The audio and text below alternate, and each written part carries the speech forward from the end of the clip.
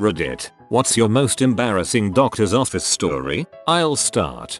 Mine's not so much embarrassing as it is awesome. I had the mumps during my first year of college, and along with that I got orchitis, swelling of the testicles caused by the mumps, in my left nut, which swelled up to the size of a potato. It was really painful and heavy, so I had to carry it everywhere for a while. So I went to the doctor's. He checked my mumps and then I told him there was another problem. I dropped Tro, lay on the doctor bed thing, and he came over to examine. He laughed when he seen it, cause it was freaking huge, and said what seems to be the problem. Jokingly, it was at that moment that I pointed to my regular size bollock and said this one shrank. Cue 5-minute laughter fit from the doc.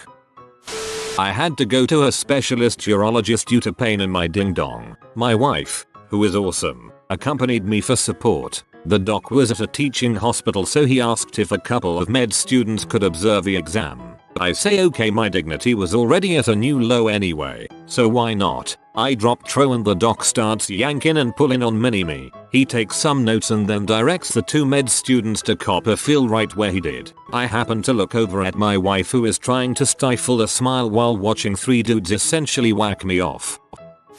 This actually occurred shortly after I was born, and we refer to it as the green pea incident. My brother, 2 years old, was moving to solid foods and absolutely loved peas. Mushed, boiled, fried, or in things. He loved them. One day, my mom noticed that my brother wasn't going to the washroom. No big deal, she thought. It's only been a day. 2 days later, nothing's coming out. He kept eating and eating, like the happy little fat toddler he was, eating all amounts of peas. My parents scheduled a day off work and took him to the doctor together. The doctor, of course, says that he must be constipated. It happens to the best of us. At this point, it's been 4 days since the little crap has taken one. The doctor gives him a large dose of prescription strength X-Lax and suggests that they should probably keep an eye on him for the next while. As he's talking to my parents about what they should do, my brother starts to crap. Bright, neon green crap.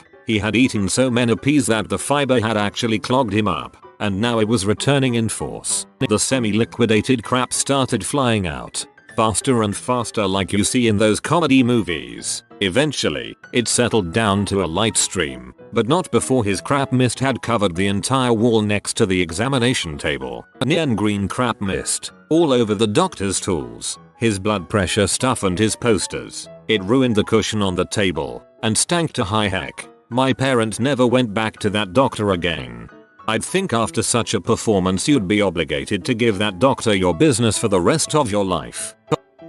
A friend of mine mistakenly called her gynecologist instead of her dentist to make an appointment, and started the call by admitting she was overdue for a cleaning.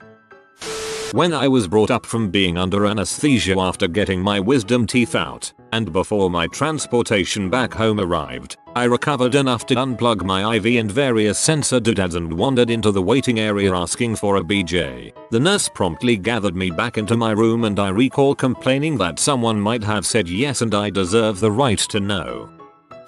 My dad was getting his prostate checked out by this pretty good looking female urologist. She had to insert a catheter since my dad was having trouble peeing. Anyway, she removes the catheter once they're done and my dad starts peeing all over the doctor's leg. She took it like a champ and told him, if I don't get peed on at least once a day, my husband will suspect I'm ditching work to have an affair. Quickly now, pee on my leg and he won't suspect a thing. When I was newly pregnant with my daughter, I was at my OB's office for a pelvic exam. After I stirrup up, my doc is knuckle deep in my vag and says, "Oh, you'll be fine if you have a big baby. There's plenty of room in here." I'm sure she meant that I have a wide pelvic arch and would have no trouble with delivery. But what I heard was, "Wow, I see dozens of these every day, but you have a huge, gaping hoo-ha." One day I was visiting a new doctor and he asked me to remove my pants. I obliged, knowing that he'd probably check me for a hernia and make sure I didn't have a third ball or something. I had forgotten that the night before I had shaved off exactly 1/2 of my pubic hair. As my brain started to panic and he begins fiddling around, the doctor looks up at me and says, "It's easy to start, but it's hard to finish, isn't it?" While cauterizing the hole during my vasectomy, my skin smoked more than it should have. set off the fire alarm, and I ended up with numerous people of numerous career choices in the room with my exposed nutsack.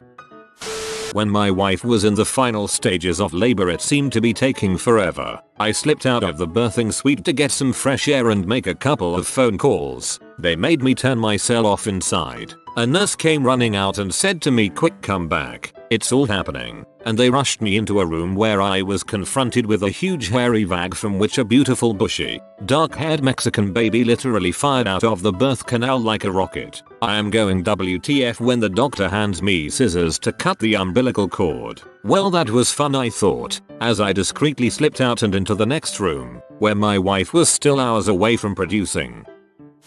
So I used to always get pilonidal cysts when I was in high school. From between 13 to 18 I had it 5 times, which according to my doctor is a lot. These things used to hurt bad. I'd get them right above my tailbone and it would feel like the tailbone was broken. If I didn't get it dealt with right away, I wouldn't be able to walk from the pain. The last time I ever got one was horrible. It was Halloween and I was at my friend's house when I noticed it starting to hurt. I knew right away what it was. The next morning I had my mom take me to the doctor office, but because it was a Saturday my family doctor's office was closed, so we ended up going to a walk-in clinic. The doctor took a quick look at it, said it wasn't the problem, and set me up for an x-ray. By the time the x-ray was over, it was hurting beyond anything I could imagine. It felt exactly like one of the cysts, but I trusted the doctor's word. Later that evening the pain was so severe I had to go to emergency. At the hospital, the doctor there took another quick look at it and told me it was nothing.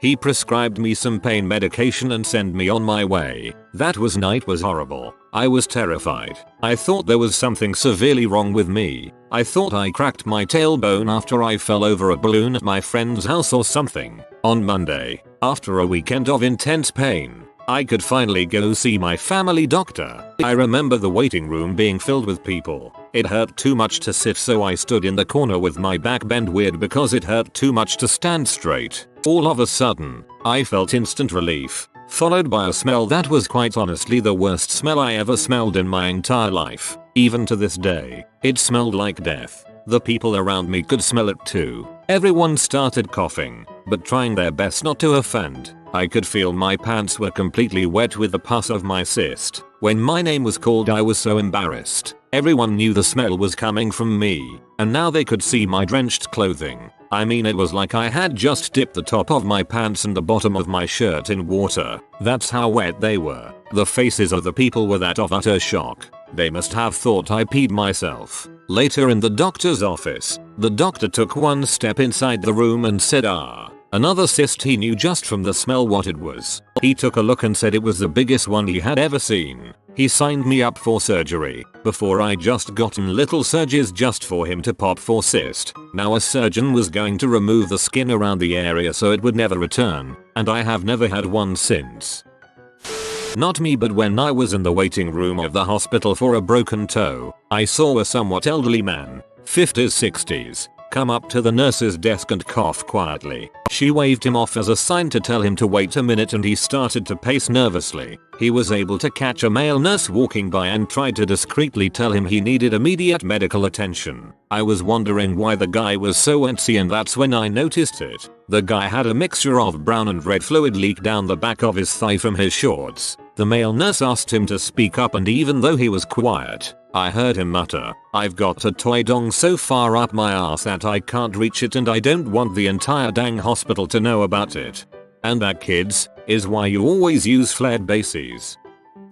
I had a pay the bills job as an administrator at a private hospital. We had an urgent referral come in for a testicular ultrasound, and the guy whose testicles needed to be checked was quite a famous actor and was performing in a play in town, so the schedule for booking him in was really tough going. So I was skipping through the next 2-3 days of appointment calendars looking for a free 10-minute slot, or a before lunch slot that was filled but likely to run short so there'd be time to speed him in and out. He was on the phone while I was trying to book him in, and I got so self-conscious at the long silence after explaining the normal waiting times and what I was doing that I said, all cheery like, "Don't worry, we'll squeeze your balls in here somewhere." I made sure not to be near the reception desk when he came in.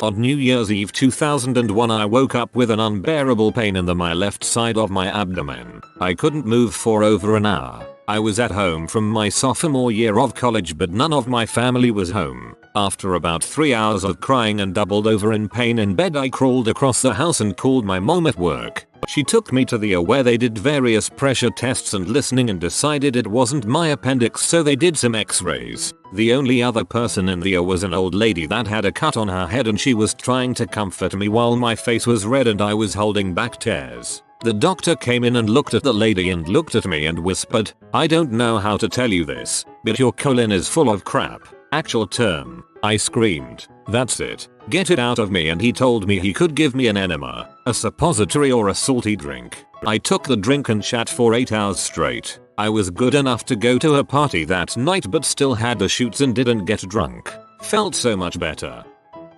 After a rough night of praying to the porcelain goddess aka puking my guts out, I discovered that most of the blood vessels in one eye had burst. The end result was red where normally the eye is white, so I looked creepy as heck. Nephew told me I looked like Voldemort. Wife insisted I go to the doctor to get it checked out, so I did. Got a random lady doctor. She took one look at it and asked, "So are you into kinky fricking?" To which I replied no, not really. Her response, "Well, you should be careful with that choking stuff. It can be dangerous." I laughed nervously. The nurse kept staring at the floor, and I proceeded to explain that I had been vomiting all night. Even as I left she said, "Well, just be more careful next time." Oh yeah, best part. This was in Provo, Utah, 99% Mormon and apparently home of kinky strangling fricking.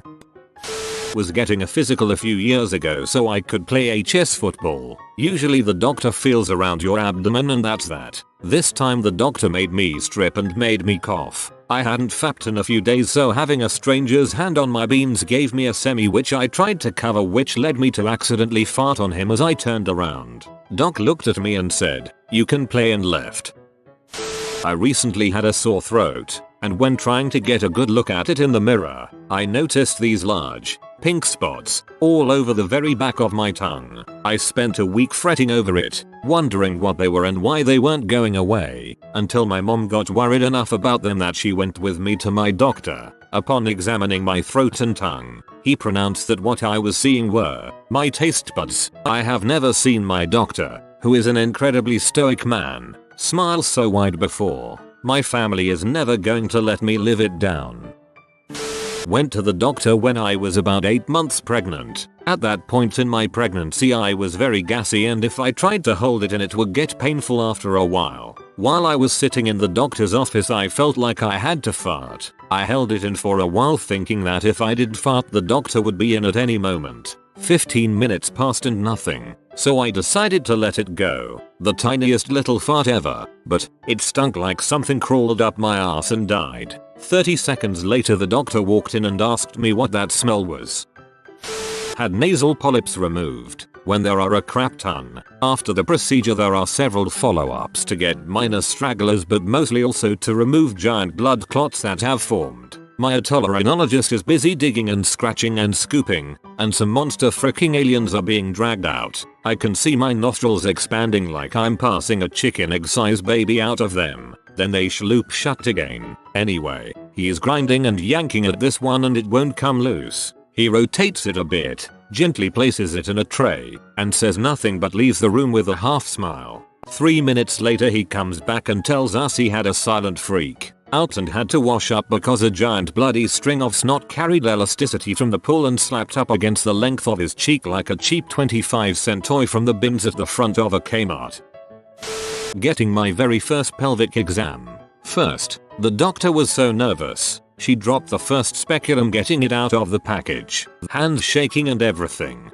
Okay, I'm on the table, speculum inside me, doctor and nurse hanging out around my lady bits. I'm trying to pretend that I'm not here when the doctor goes, "Are you on your period? Number Y, Komaru." In her nervousness, she'd been way too rough and made me bleed. Thanks doc.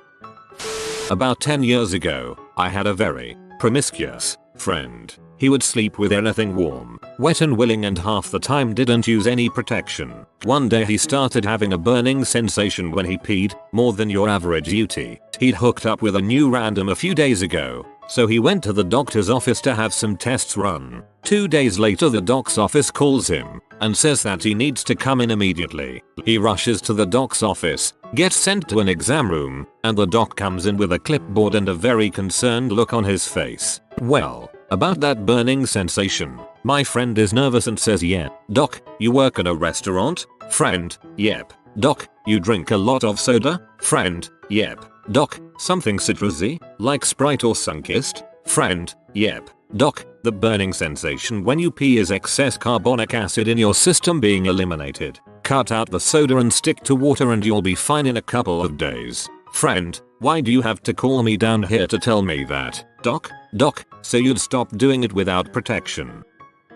Massive hemorrhoids, went into the doctor and he had to stuff my anus back into my anus. Had to lay on my side for 3 days. I was having a lump on my balls checked. I described said lump to the doctor and he went about trying to locate it himself. I was lying down at this stage staring at the ceiling. After about a minute of him fumbling he admitted defeat and asked me to find it. So I sat up and started to jumble them around in my hands. I was hunched over and he wasn't more than a foot away staring intently at my balls when suddenly a gust of wind blew the door wide open. Just then a nurse walked past the door. That was awkward eye contact. Oh, and before I let you go, are you sexually active? Number. I thought so. During a genital hernia check when I was 12, I ejaculated on my doctor's shoulder when my junk was being touched.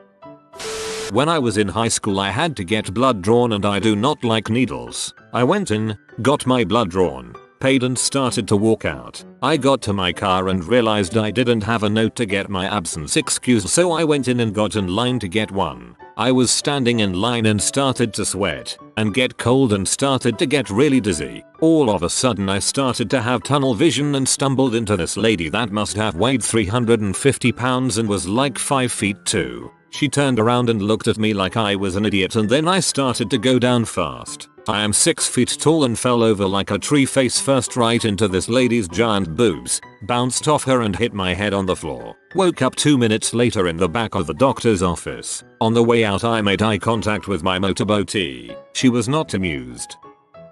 You've been visited by Professor Papa. You'll ace all your classes this year only if you comment study hard Papa. If you are new to the channel, you can subscribe. I publish new videos every day. Until then, check out another video, or don't. Either way, have a great day you magnificent people.